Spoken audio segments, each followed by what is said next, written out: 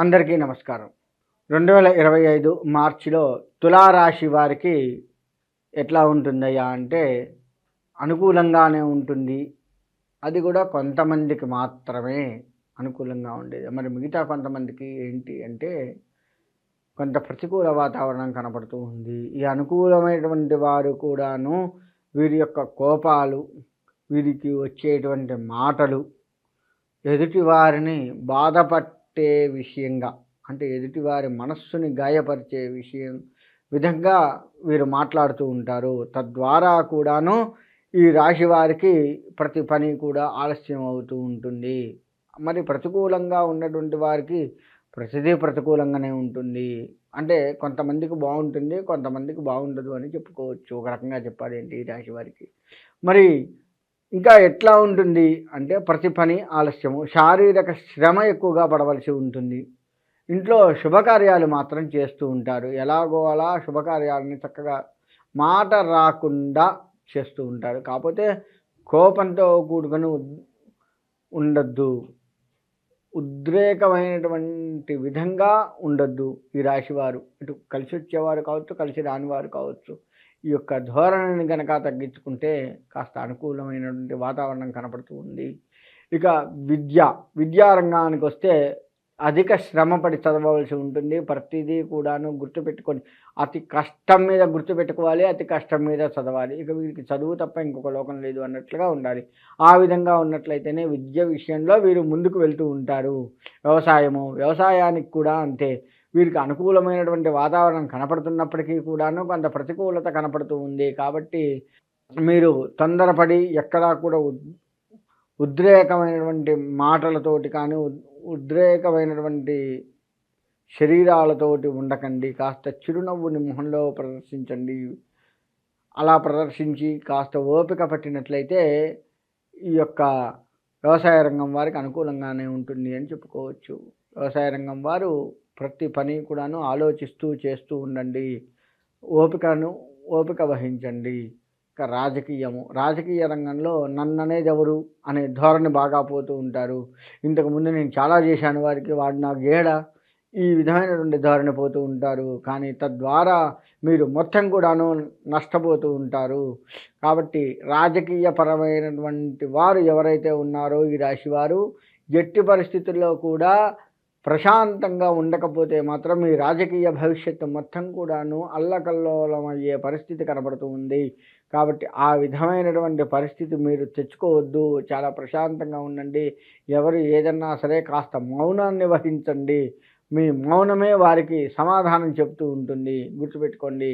అట్లని వారు అడిగిన దానికల్లా మౌనంగా ఉండడం కాదు. అడిగిన దానికి సమాధానం చెబుతూ వారు మిమ్మల్ని ఏదైనా బాధ పెట్టినా సరే మీరు ఉద్రేకం చెందకుండా ప్రశాంతంగా ఉన్నట్లయితే, ప్రశాంతమైనటువంటి సమాధానాన్ని కనుక వారికి ఇచ్చినట్లయితే తప్పకుండా మీకు మంచి జరిగే అవకాశం ఉంటుంది. రాజకీయ రంగంలో ఇటు పెద్ద పెద్ద స్థానంలో ఉన్నవారు కావచ్చు, చిన్న స్థానంలో వారు కావచ్చు, అప్పుడే రాజకీయ రంగ ప్రవేశం చేస్తున్నటువంటి వారైనా కావచ్చు, వీరికి ఓపిక మాత్రమే వీరి ఆయుధము.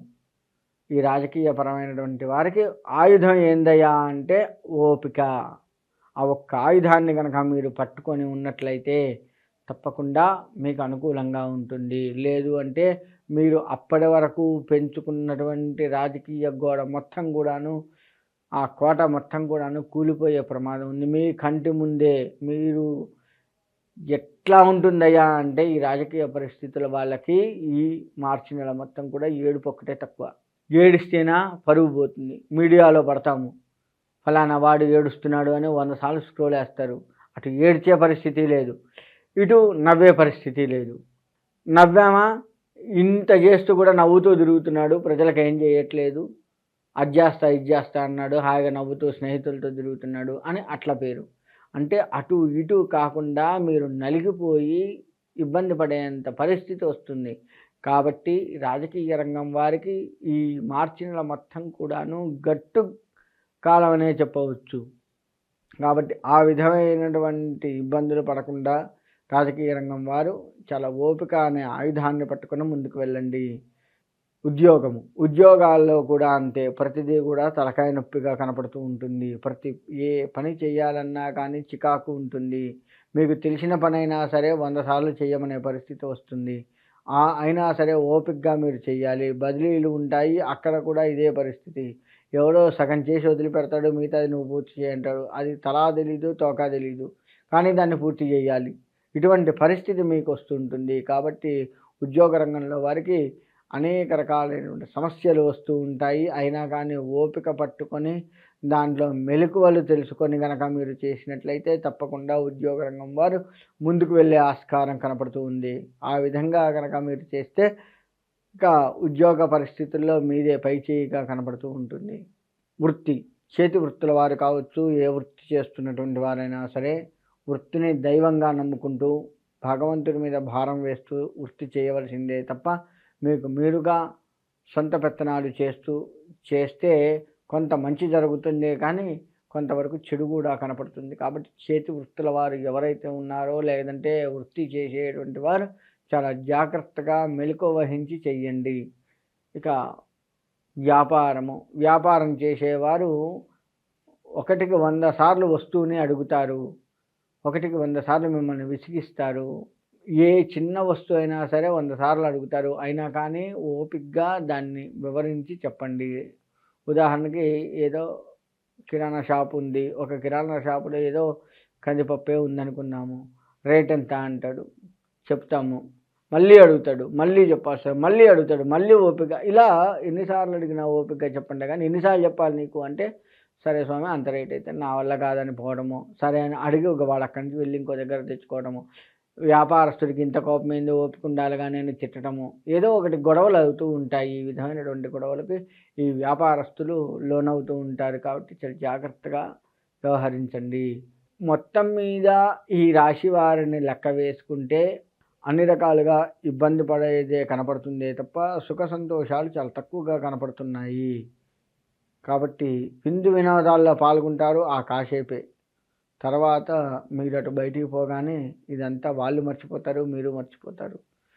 ఆ ఉల్లాసం అనేది అక్కడ ఉన్నంత కాసేపే ఉంటుంది తప్ప తర్వాత ఉండదు. ఎటు తిరిగినా ఈ రాశి వారికి ఇబ్బందులు కనపడుతూ ఉన్నాయి. కాబట్టి ఈ రాశి వారు ఎట్టి పరిస్థితుల్లో శుక్రుడి యొక్క ఆరాధన బాగా చేయండి. శుక్రగ్రహాన్ని బాగా నమ్ముకోండి. తద్వారా జనాకర్షణ కలిగి మీ వ్యాపారం కావచ్చు, మీ యొక్క సమస్యలు కావచ్చు తీరే అవకాశం ఉంటుంది. కాబట్టి శుక్రుడికి సంబంధించిన జపాలు, అనుష్ఠానములు, దానికి సంబంధించిన హోమాలు, శుక్రుడికి సంబంధించిన అభిషేకాలు, ఇవన్నీ శుక్రవార నియమాలు పాటించడం, అమ్మవారి దర్శనం బాగా చేసుకోవడం, ఇటువంటివన్నీ కూడా నువ్వు చేస్తూ ఉన్నట్లయితే ఈ రాశి వారు బయటపడే అవకాశం ఉంటుంది. కాబట్టి ఈ విధంగా చేస్తూ సుఖంగా ఉండాలి అని కోరుకుంటూ సెలవు తీసుకుంటున్నాను.